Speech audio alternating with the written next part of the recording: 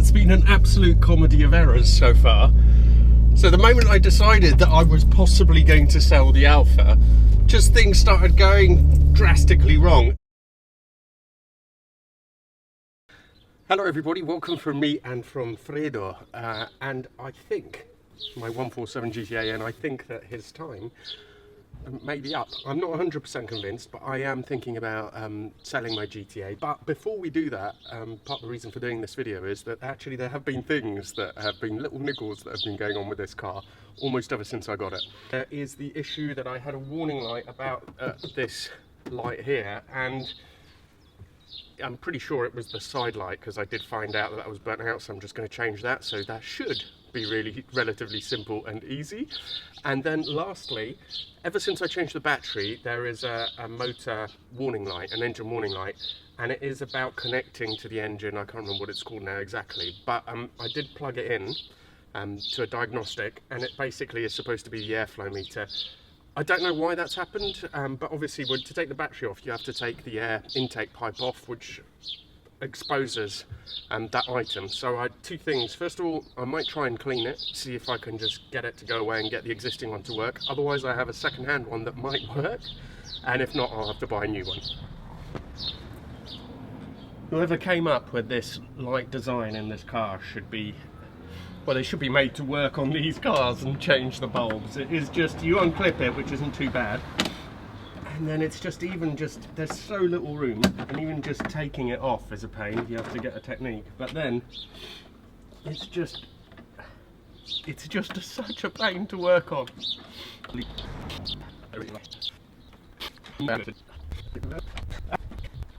Well, I don't know how.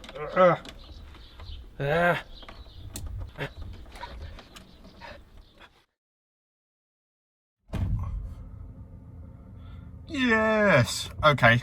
This is the airflow meter. This is a replacement one. I don't know if you can see, totally unnecessarily, it's got these anti-tamper hollow star screws. So I don't have any hollow star bits, so I can't actually remove the one that's in there.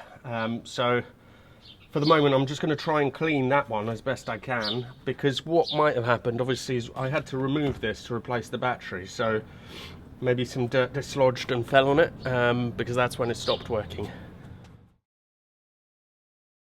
Okay, so I'll have to wait to try and fix that airflow sensor. In the meantime, one fail and two successes isn't too bad, but I'm going to give something else another go. It's really bugged me how forever this window switches never fitted properly. I've tried to see what's going on, but I think I've traced the issue, and this is supposed to have a tab, and then there's a screw there which is supposed to hold it pinned down. So I found this at the bottom of the door, so I actually think that it used to go here and there was a frame holding it, but I'm going to see if I can find a way of reusing that, because that's obviously where the screw sort of seats in.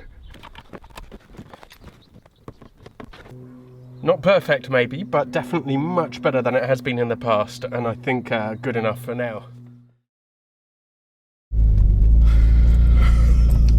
Well, it's been an absolute comedy of errors so far.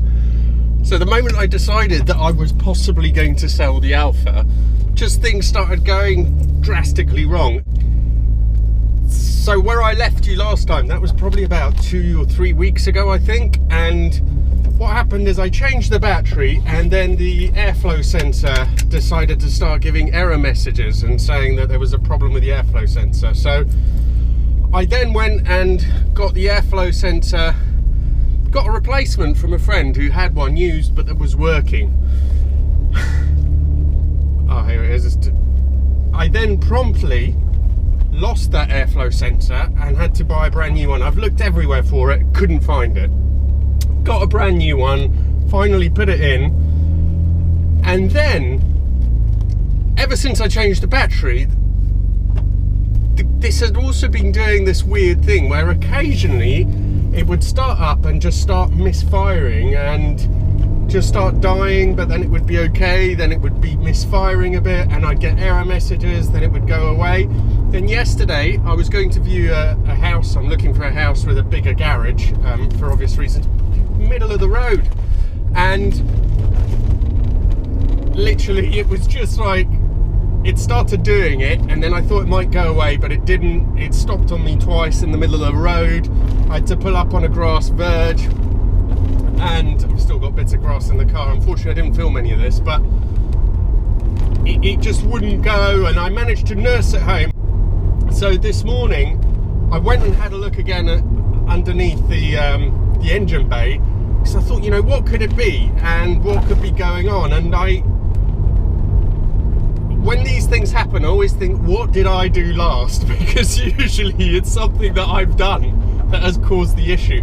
And I'd been through everything before, I hadn't found anything. Today, I had a look again at the battery connections, and although it's always started no problem, it doesn't feel like there's any issue with the battery, doesn't feel weak on the starter, but I checked those connections again, and the positive was very, very slightly loose.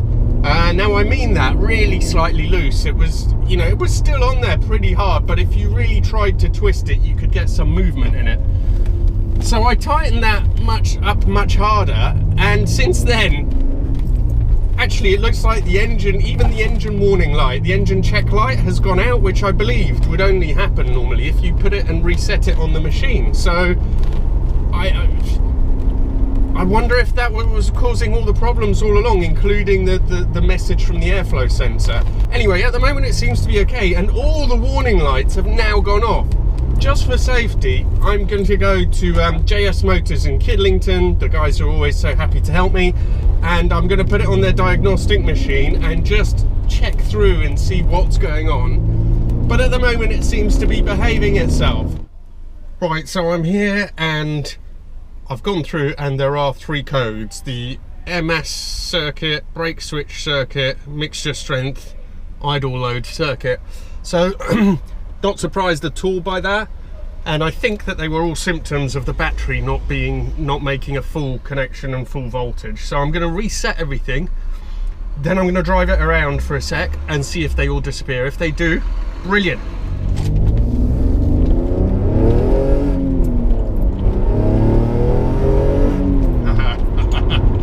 It's definitely back to health.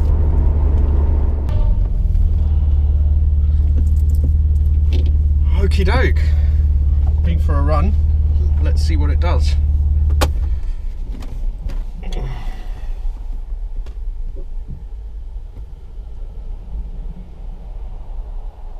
Fingers crossed. Yes! Brilliant.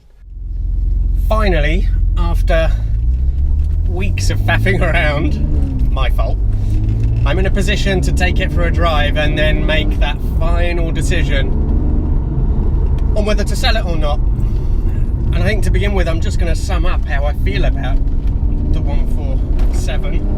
And I feel that it's a really, really good, very, very good hatch. It's one of the last analog, non-crazy, non-turbo hatches. It's got that absolutely wonderful, wonderful Busso engine, which is still, I think, the best V6 I think I've ever tried, really, apart from perhaps the Type S in a Honda NSX, the old style one. So wonderful engine. I think the hatch just looks great. It's got so much personality. The haunches, the way it's on those haunches, I love it.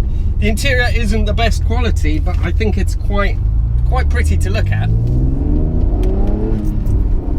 The steering doesn't have as much feel as, say, Peugeot 306 or one of those old style hatches. It's still hydraulic. It's very fast, 1.7 turns to lock, which makes it fun. You have enough feel. You can definitely feel what's going on.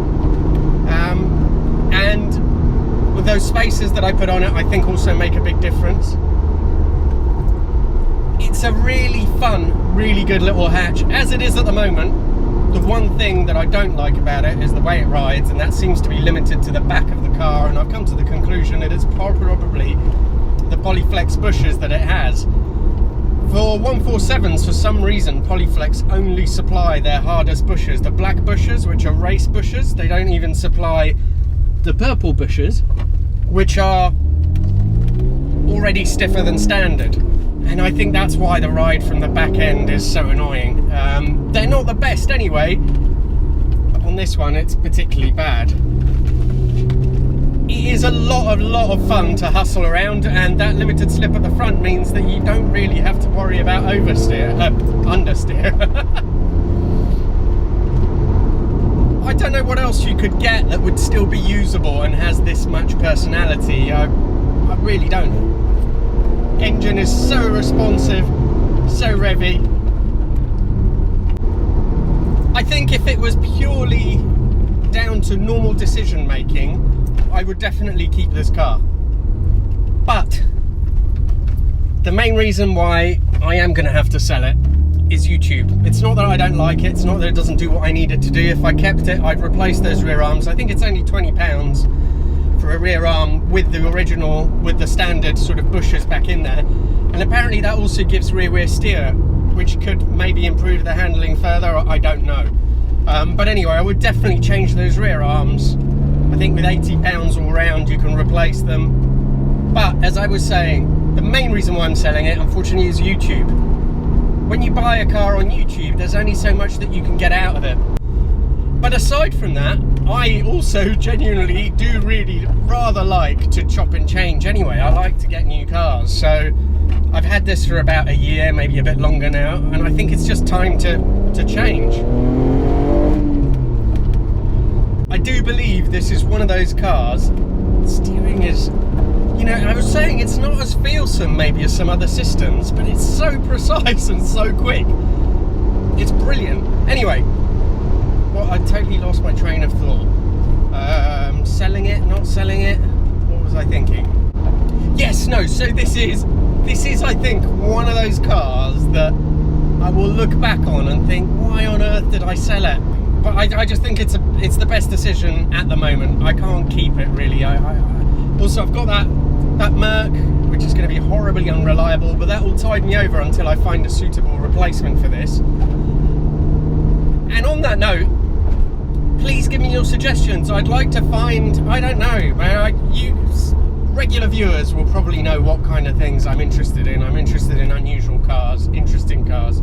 Give me your suggestions. I mean, you know what I would like? I know probably none of you will agree or find it interesting, but I'd love a Citroen BX GTI. Just one of those so weird cars. To give you an example, but anything interesting I will consider.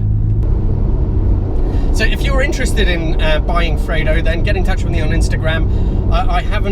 I need to have a look at prices just to see what it's going to go for, but I paid 10 for it.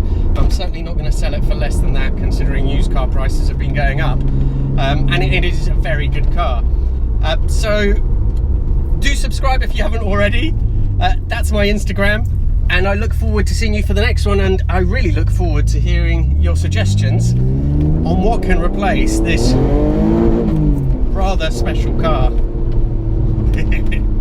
Thank you, see you later.